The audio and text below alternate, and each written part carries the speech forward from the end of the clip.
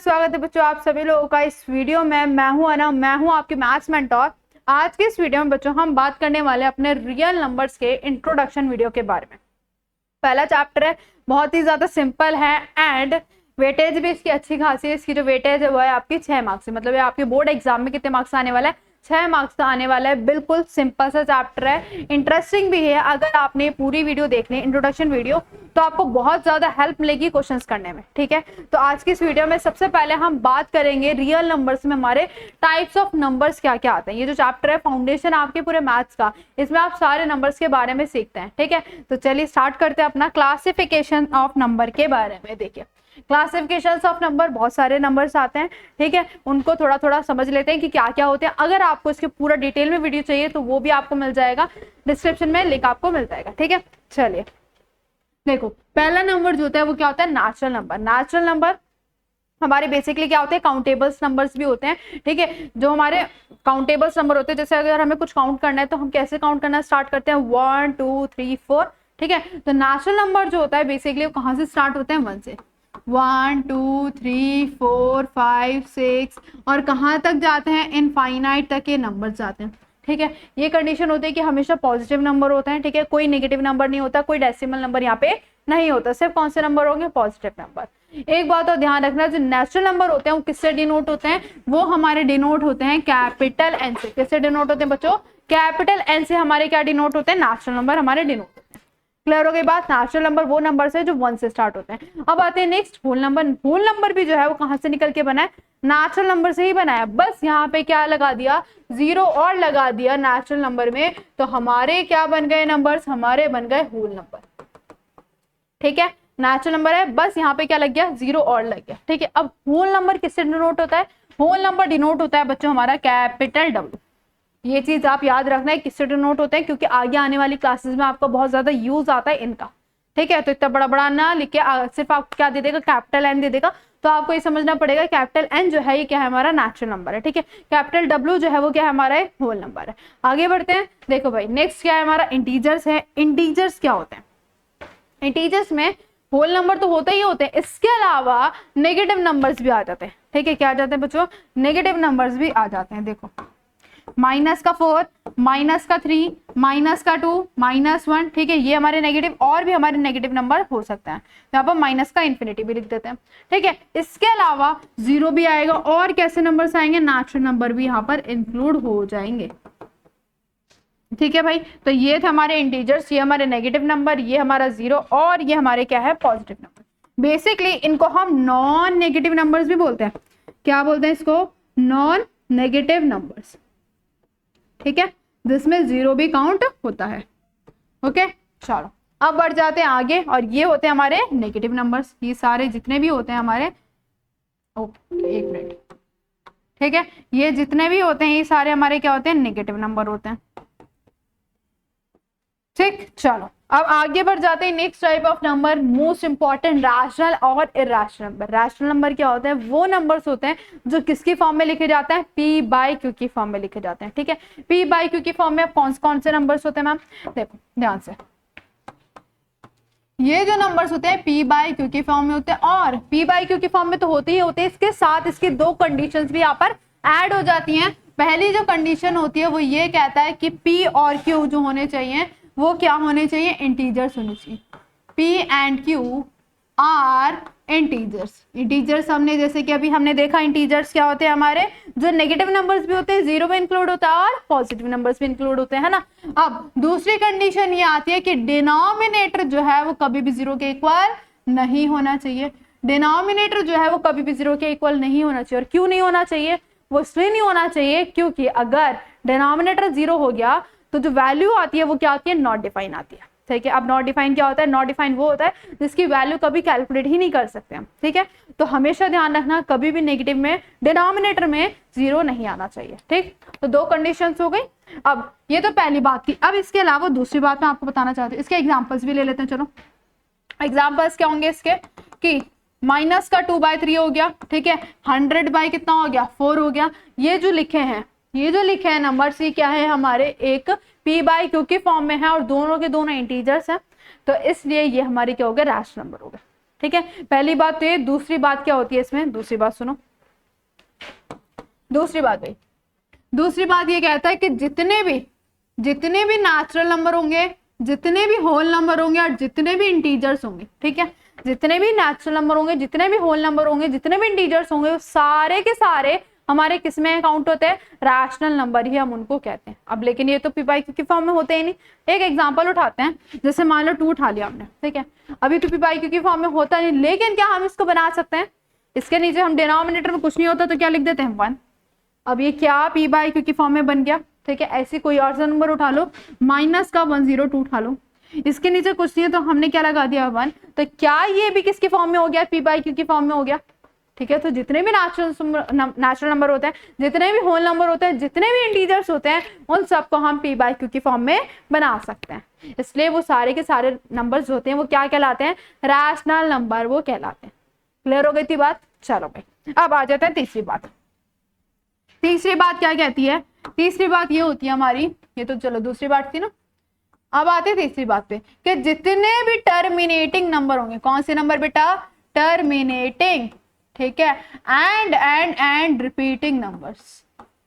कौन से numbers, repeating. पहले मैं यहाँ पे नेचुरल नंबर का भी एग्जांपल लिख देती हूँ, ठीक है, और किसी का भी लिख देते हैं, -3 का लिख देते हैं, ठीक है, ताकि आपको क्लैरिटी रहे। अब देखो भाई, अब जो तीसरी बात लिखी है वो क्या है मैम, टर्मिनेटिंग एंड रिपीटिंग। अभी टर्मिनेटिंग नंबर्स कौन से होते हैं, ये आप 9th क्लास में पढ़ चुके होंगे, अगर जिसको नहीं पता तो मैं बता देती हूँ टर्मिनेटिंग नंबर्स होते क्या है बेसिकली।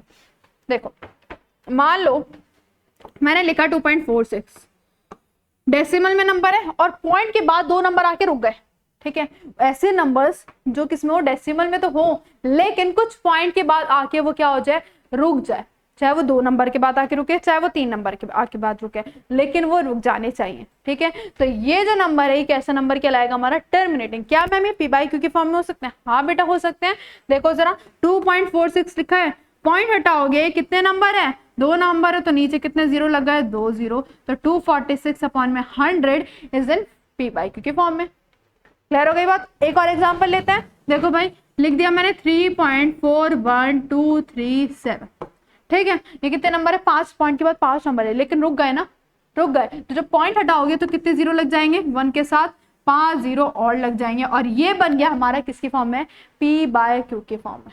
क्या क्लियर हो गई बात, ठीक है। तो ये होता है हमारे टर्मिनेटिंग। अब आते हैं रिपीटिंग नंबर्स के बारे में, चलो देखो इसको हटा देते हैं, ठीक है। अब रिपीटिंग नंबर नाम से ही समझ आ रहा है, जो नंबर्स क्या होते हो, रिपीट होते हो। यहाँ पर मैं एग्जांपल भी लिख देती हूँ, जैसे कि हमने लिखा था 2.467 टर्मिनेटिंग है, ठीक है। एक एक करके समझते चलते हैं सारी चीजों को। अब आओ भाई, क्या जैसे कि मैंने बोला रिपीटिंग नंबर्स है मैम, रिपीटिंग नंबर्स क्या है, ऐसे नंबर्स जो पॉइंट के बाद, डेसिमल के बाद जो नंबर्स रिपीट होते चलते हैं और वो कॉन्टिन्यूस चलते ही रहते हैं, उनका कभी एंड ही नहीं होता। फॉर एग्जाम्पल जैसे कि 2.33333333 बार बार रिपीट हो रहा है, कॉन्टिन्यूस चलते ही जा रहा है, तो ये जितना भी है 3 बार बार क्या हो रहा है, रिपीट हो रहा है, तो ये जो पूरा नंबर हो गया, ये कैसा नंबर हो गया हमारा, रिपीटिंग नंबर हो गया। अब चाहे वो 2 नंबर्स रिपीट हो, चाहे वो 3 नंबर्स रिपीट हो, लेकिन उनका रिपीटेशन होना चाहिए, वो नंबर कॉन्टिन्यूस चलने चाहिए। क्लियर हो गई बात, ठीक है। तो अगर एक और एग्जांपल ले लेते हैं, ठीक है, मैं यहाँ पे लिख देती हूँ 3.46 क्या पर बार। अब इस बार का मतलब क्या है मैम, बार का मतलब ये है बच्चा कि ये दोनों नंबर जो है बार बार रिपीट हो रहे हैं, ठीक है। जैसे 3.46464646, ठीक है, बार बार रिपीट हो रहा है। तो जब भी ये बार नजर आ जाए तो मतलब क्या हो जाएगा, ये नंबर रिपीट हो रहा है। अब क्या मैम इनको पी बाई क्यू की फॉर्म में कर सकते हैं, हाँ कर सकते हैं, लेकिन अभी फिलहाल हमें सीखना नहीं है, ये हम सीख के आए थे 9th क्लास में, ठीक है। अभी आपको जरूरत नहीं है, अगर आता है तो बहुत अच्छी बात है, अगर नहीं भी आता तो अभी सीखने की जरूरत बिल्कुल भी नहीं है, ठीक है। जब जरूरत होगी जब मैं आपको सिखा दूंगी। तो बस ये था हमारा क्या, रैशनल नंबर। एक बार से फिर से रिवाइज कर लेते हैं। देखो रैशनल नंबर जो पी बाई क्यू के फॉर्म में होता है, 2 कंडीशंस होती हैं, पी और क्यू इंटीजर्स होने चाहिए, दूसरी कंडीशन डिनोमिनेटर मतलब क्यू कभी भी 0 नहीं होना चाहिए।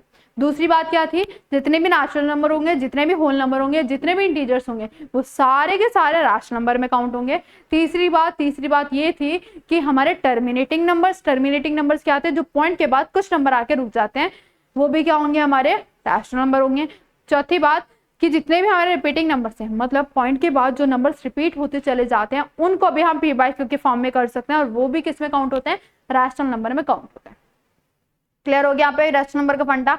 अब आ जाते हैं अपने इर्रेशनल नंबर पे। इर्रेशनल नंबर क्या होता है ma'am?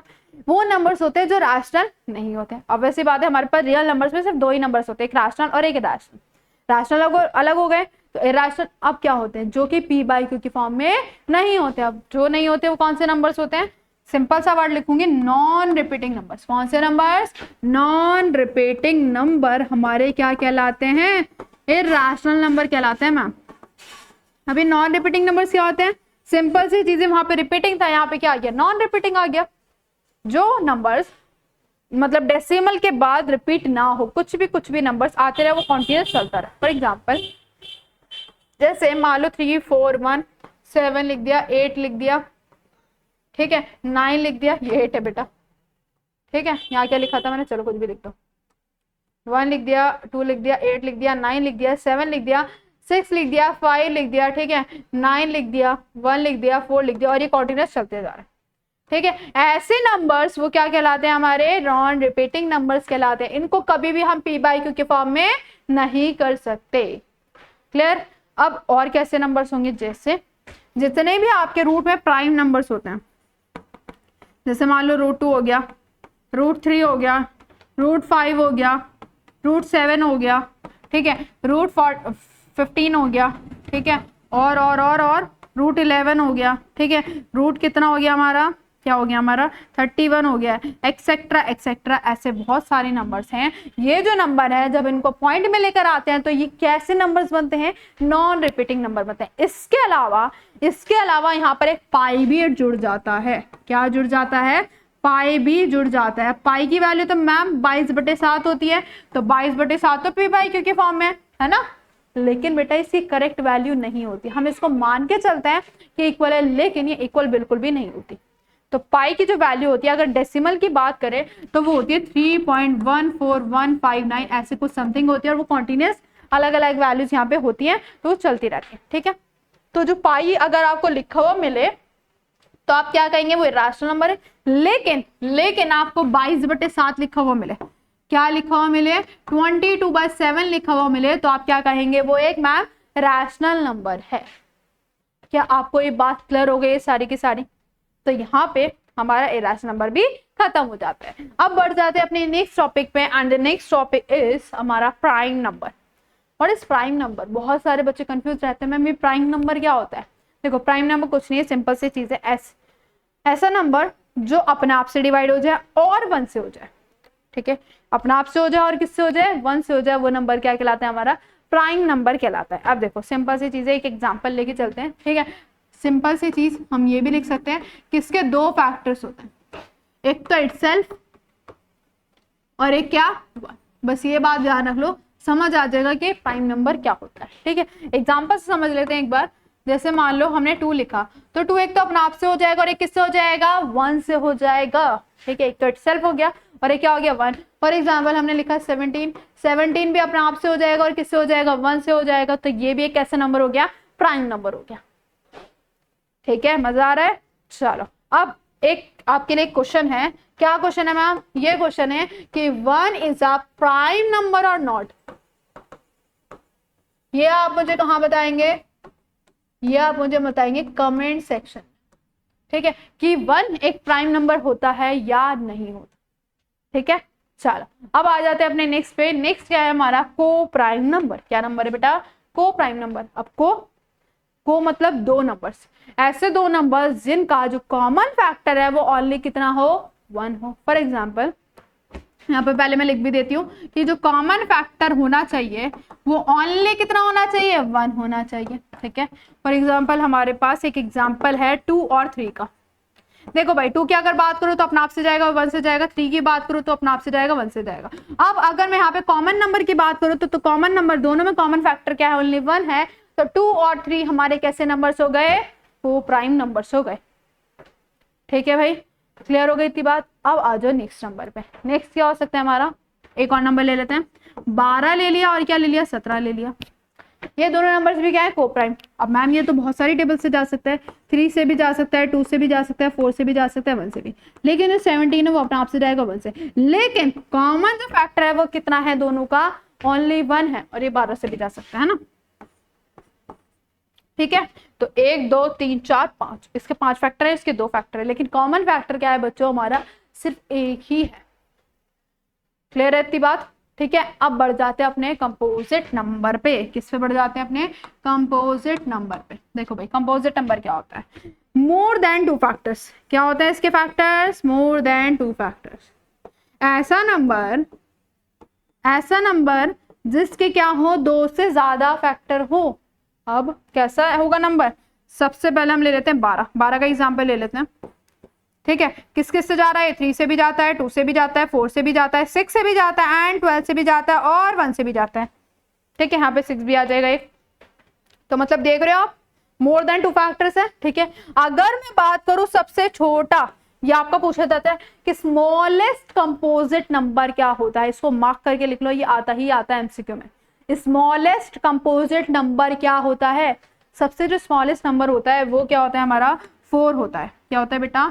4 is a smallest composite number. लिख देती हूँ मैं यहाँ पे, 4 is a smallest composite number. Clear हो गई बात बच्चों? अब देखो 4 के जो फैक्टर्स होते हैं वो तो 2 भी होता है, 4 भी होता है, 1 भी होता है। 3 फैक्टर्स है, मोर देन 2 फैक्टर्स है, तो ये क्या हो गया हमारा? Smallest composite. ठीक है, अगर हमसे पूछा जाए स्मॉलेस्ट प्राइम नंबर, तो स्मॉलेस्ट प्राइम नंबर जो होता है वो कितना होता है? 2 होता है। ये भी लिख लेना, स्मॉलेस्ट प्राइम नंबर कितना होता है? 2 होता है। ये भी मोस्ट इंपॉर्टेंट बात है, दोनों मोस्ट इंपॉर्टेंट बात है, पेपर में पूछी जाती है ये। ठीक है, चलो क्लियर हो गई बात। प्राइम नंबर जिसका कॉमन फैक्टर 1 होता है, ऐसे को प्राइम नंबर ऐसे 2 नंबर जिनका कॉमन फैक्टर 1 हो, और कंपोजिट नंबर मोर देन कितना हो? 2 फैक्टर्स हो। क्लियर है बात? चलो आज ये बढ़ जाते हैं अपने नेक्स्ट। अब क्या है हमारे पास? Fundamental theorem of arithmetic. Fundamental theorem of arithmetic क्या कहती है? वो तो हमारा अब क्या था? बेसिक था। हमने नंबर्स के बारे में जान लिया। अब आ जाते हैं अपने चैप्टर पे कि हमें चैप्टर में पढ़ना क्या है। हमें पढ़नी है फंडामेंटल थ्योरम ऑफ अरिथमेटिक। इसमें क्या है मैम? पहले इसकी डेफिनेशन सुन लेते हैं, इंग्लिश में भाषा सुन लेते हैं क्या कहती है।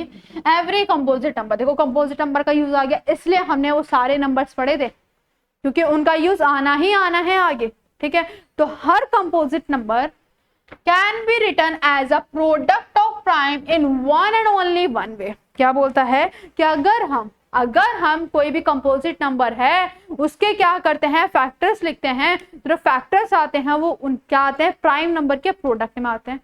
समझ नहीं आया मैम? एक एग्जांपल समझाती हूँ। देखो भाई 66 है और क्या दे रखा है? 420 है। उससे पहले मैं आपको प्राइम फैक्टराइजेशन मेथड सिखाना चाहती हूँ, जो कि आपने बचपन में भी सीखा होगा अपने। ठीक है, देखो प्राइम फैक्टराइजेशन मेथड क्या बोलते हैं? Prime factorization method. ये क्या होता है मैम? ये वो मेथड होता है जिससे हम क्या निकालते हैं? प्राइम फैक्टर्स निकालते हैं। क्या निकालते हैं? नाम में ही समझ आ रहा है, प्राइम फैक्टर्स निकालना। ठीक है, किसका निकालेंगे? 66 का निकाल लेते हैं। ठीक है, कैसे निकालेंगे? ऐसे बनाएंगे लाइन। अब एक ऐसा स्मॉलेस्ट नंबर बताओ जो 66 को डिवाइड कर दे। 1 तो होगा ही होगा, 1 को छोड़ो, उसके अलावा बताओ। 2 होगा? 2 देखो 2 से चला जाएगा कितना? 3, फिर 3, फिर ये किससे जाएगा? 3 से कितना आया? 11, फिर किससे जाएगा? 11 से, और ये कितना आ गया? 1। क्या हम इसको ऐसे लिख सकते हैं? 2 इंटू में 3 इंटू में 11। अब एक बात बताओ यार मुझे, 1 से भी चला जाएगा। ठीक है, 1 को तो हटाई दो, 1 तो होता ही है सब में। ठीक है, उसके अलावा बात करती हूँ, क्या 2 एक प्राइम नंबर है? 3 एक प्राइम नंबर है, और 11 एक प्राइम नंबर है। लेकिन ये जो था ये कैसा नंबर था? कंपोजिट नंबर था। 66 एक कंपोजिट नंबर था। जब उसके हमने फैक्टर्स निकाले तो जो फैक्टर है उसके तीनों के तीनों कैसे नंबर आए? प्राइम नंबर, और वो भी किसमें? प्रोडक्ट में। तो बस सिंपली यही क्या कहती है? फंडामेंटल थ्योरम ऑफ अरिथमेटिक कहती है कि जब भी कोई कंपोजिट नंबर होता है उसके हम फैक्टर्स निकालते हैं तो वो हमेशा किसमें आएंगे? प्राइम फैक्टर्स में ही आएगा। क्लियर हो गई बात? चलो एक और एग्जाम्पल ले लेते हैं, 420 जैसे यहाँ पे लिखा है। ठीक है, 420 को भी मैं आपको प्राइम फैक्टराइजेशन मेथड से करके दिखाते हैं। ठीक है, तो छोटा नंबर था, बड़ा नंबर भी ले लेते हैं। अब किससे जाएगा? 2 से जाएगा। 2 2 जा 4, 2 1 जा 2, 0 कैरी हो गया। फिर किससे जाएगा बच्चों? 2 से जाएगा। 2 1 जा 2, फिर 0 कैरी हुआ, फिर आ गया 5, फिर कितना आएगा? 5 से जाएगा। 5 2 जा 10, 5 1 जा 5, फिर ये 3 से जाएगा 7 या 21, फिर किससे जाएगा? 7 से। जब इसके हमने फैक्टर्स देखे तो देखो 2 2 बार आ रहा है, तो क्या हम 2 की पावर 2 लिख सकते हैं? ठीक है, 2 बार लिखने से बेहतर है उसकी पावर लगा दो, है ना, तो वो ज्यादा इजी हो जाता है। तो 5 इंटू में 3 इंटू में 11। अब एक बात ध्यान से देखो, क्या 2 भी एक प्राइम नंबर है, 5 भी एक प्राइम नंबर है, 3 भी एक प्राइम नंबर है, 11 भी एक प्राइम नंबर है, लेकिन 420 क्या था, एक कंपोजिट नंबर था। कंपोजिट नंबर के जब हमने प्राइम फैक्टर्स करे तो वो किस में आ गए, प्राइम नंबर्स में ही तो आ गए। ठीक है, चलो तो बस ये थी हमारी fundamental theorem of arithmetic prime factorization निकालना आपको आ गया। अब बढ़ जाते हैं अपने एचसीएफ एलसीएम पे। किस पे बढ़ेंगे, एचसीएफ एलसीएम पे, मोस्ट इंपॉर्टेंट पार्ट आपका, जिससे क्वेश्चन बनता ही बनता है आपके पेपर में, चाहे वो बेसिक हो चाहे वो स्टैंडर्ड हो। ठीक है, देखो एचसीएफ एंड एलसीएम, सबसे पहले तो मैं आपसे इसकी फुल फॉर्म पूछना चाहती हूँ दोनों की। एचसीएफ की बात करें तो क्या होती है, हाईएस्ट कॉमन फैक्टर। क्या हो जाती है, हाईएस्ट कॉमन फैक्टर। अगर मैं एलसीएम की बात करूं तो लीस्ट कॉमन मल्टीपल। अब ये जो दोनों होते हैं ना, ये अपने नाम के ही उल्टे होते हैं। अपने नाम के कैसे उल्टे, मतलब आप देखो भाई, एग्जांपल कौन सा लेंगे, वही वाला ले लेते हैं 66 वाला, और कौन सा वाला 420 वाला, है ना, उससे ज्यादा इजी रहेगा क्योंकि हमने उसके फैक्टर्स भी निकाल रखे हैं। कितने कितने फैक्टर थे, 2 इंटू में 3 इंटू में 11, नीचे क्या है 2 की पावर 2, 5 इंटू में 3 इंटू में क्या था 11 भी था। ठीक है, अब देखो भाई क्या होगा एचसीएफ एलसीएम में, क्या होगा मैम एचसीएफ एलसीएम में। देखो भाई, देखो देखो देखो, सबसे पहले मैं बात करने वाली हूँ यहाँ पे किसकी, एचसीएफ की। किसकी बात करूंगी मैं यहाँ पे, एचसीएफ की। यहाँ पे लिख देते हैं, मुझे एचसीएफ निकाला है इन दोनों नंबर का, बहुत ध्यान से सुनना। एचसीएफ में हम क्या करते हैं, देखो सबसे पहले तो मैं कॉमन नंबर देख लेती हूँ। कॉमन नंबर मुझे क्या मिल रहा है, ये भी मिल रहा है और ये भी मिल रहा है। मैंने कॉमन नंबर को मार्क कर लिया मार्क। अब क्या करूंगी, अब मैम कॉमन नंबर की जो पावर है उनको भी डिनोट कर लेते हैं। यहाँ पे पावर कुछ नहीं तो 1, यहाँ पर 1 है, यहाँ पर भी 1 है, यहाँ पर भी 1 है, यहाँ पर भी 1। पहले हम 2 की बात करेंगे। एचसीएफ में क्या होता है, जो कॉमन नंबर होता है, जो कॉमन नंबर होता है उसकी हम क्या लेते हैं, स्मॉलेस्ट पावर। ध्यान से सुनो, जो कॉमन नंबर होता है उसकी हम कौन सी पावर लेते हैं, स्मॉलेस्ट पावर। किस में आती है, एचसीएफ में आती है। अब अगर मैं बात करूं 2 की, तो 2 की स्मॉलेस्ट पावर क्या है, 1 है। 2 पावर, एक तो 2 है और एक 1 है, लेकिन स्मॉलेस्ट क्या है, 2 की पावर 1 है, तो यहाँ पर बेटा क्या आ जाएगा, 2 की पावर 1 आ जाएगा। अब अगर मैं बात करूं किसकी, अगर मैं बात करूं किसकी, 3 की, तो 3 में हाईएस्ट भी 1 है और लोवेस्ट भी कितनी है, 1 ही है। हाईएस्ट भी 1 है और लोवेस्ट भी 1 है, तो क्या आ जाएगा, 3 की पावर 1 ही आ जाएगा। ऐसे 11 में भी देखो, हाईएस्ट भी 1 है, लोवेस्ट भी 1 है, तो हमारा आंसर 3 2 6 और इंटू में 11 कितना आ गया, 66। हमारे पास क्या आ गया, एचसीएफ आ गया। क्लियर हो गई बात, समझ आई।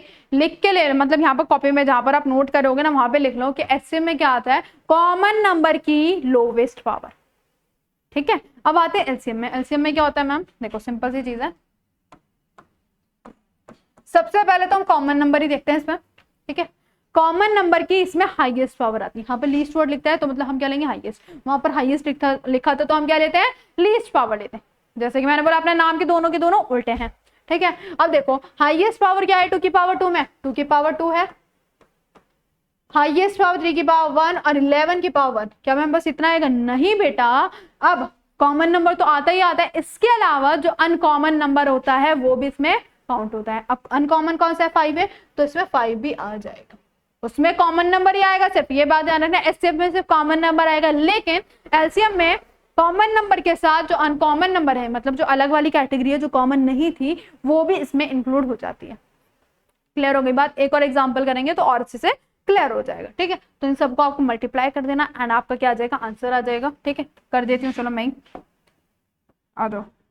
कितना आ गया, 4 4 3 जा कितना आ गया, 12 और ये आ गया 55। 55 किससे मल्टीप्लाई करोगे, 12 से। 5 2 जा 10, 5 2 जा 10 और 5 1 जा 5, 5 1 जा 5। ये आ गया 6, ये आ गया 6, 660। ठीक है भाई, क्लियर हो गई थी बात मेरी। ठीक है, एक और एग्जांपल से समझे ताकि आपको और अच्छे से क्लैरिटी आ जाए। ठीक, देखो और क्या एग्जांपल ले सकते हैं हम क्या एग्जांपल ले सकते हैं, 24 ले लेते हैं। ठीक है, और 56 ले लेते हैं। ठीक है, चलो देखो 24 के करती हूँ मैं, तो 24 का कर देते हैं। पहले 2 से जाएगा 2 बारी पे, फिर 2 से जाएगा 6 बारी पे, फिर 2 से जाएगा 3 बारी पे, फिर 3 से जाएगा 1 बारी। मतलब 2 की पावर कितना आ गया, 3 और 3 की पावर कितना आ गया, 1। सिंपल सी चीज। ठीक है, इसको आपको लिखना जरूरी नहीं है। अब आ जाते हैं 56 की बारी पे। सबसे पहले जाएगा 2 बारी पे, 2 2 जा 4, 2 8 जा 16, फिर 2 से जाएगा 2 1 जा 2, 2 2 जा 4, फिर 2 से जाएगा 7 और फिर किससे जाएगा 7 से। तो 2 की पावर 3 और कितना आ गया 7 आ गया। ठीक है, अब आ जाओ देखो HCF LCM कैसे निकालेंगे हम इसका। सबसे पहले हम क्या निकालेंगे HCF की, जैसे मैंने बोला जो कॉमन नंबर होता है, सिर्फ कॉमन नंबर क्या है आपके पास 2 ही है। कॉमन नंबर क्या है बेटा 2 ही है, तो उसके हाईएस्ट पावर देखो लोवेस्ट भी 3 है और हाईएस्ट भी 3 है, तो इसमें भी क्या आ जाएगा 2 की पावर 3। तो बस दिस इज कंप्लीट, क्योंकि और कुछ कॉमन नंबर है ही नहीं, 2 की पावर 3 था तो वो आ गया। तो 2 की पावर 3 कितना हो जाता है हमारा 8 हो जाता है।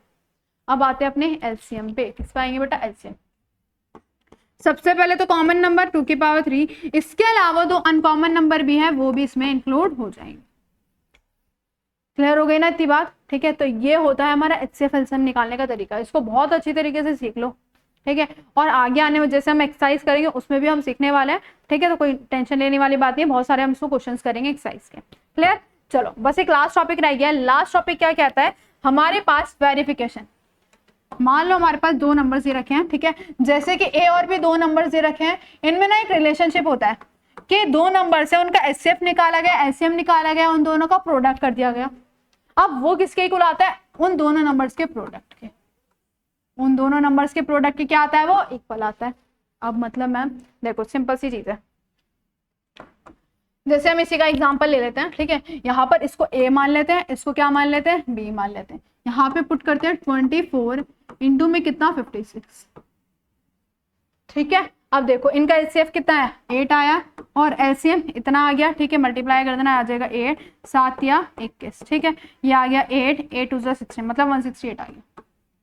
ठीक है, अब इन दोनों को मल्टीप्लाई करोगे, इन दोनों के मल्टीप्लाई करोगे, तो दोनों जो नंबर आएंगे वो क्या आएंगे बेटा, इक्वल ही आने वाले हैं। समझ आई। तो अब हम एक्सरसाइज भी देखेंगे कि इसके क्वेश्चंस आते कैसे। ठीक है, तो ये था बच्चों हमारा क्या पूरा का पूरा इंट्रोडक्शन वीडियो ऑफ हमारा रियल नंबर्स। अब नेक्स्ट वीडियो में मिलेंगे। नेक्स्ट वीडियो में जो हम क्या करेंगे, अपना एक्सरसाइज करेंगे, सबसे पहले 1.1 एंड 1.2। क्लियर। तो अगर आपको वीडियो अच्छी लगी हो तो अपने दोस्तों के साथ शेयर करना, लाइक कर देना, सब्सक्राइब कर देना चैनल को। मिलते हैं बच्चों नेक्स्ट वीडियो में।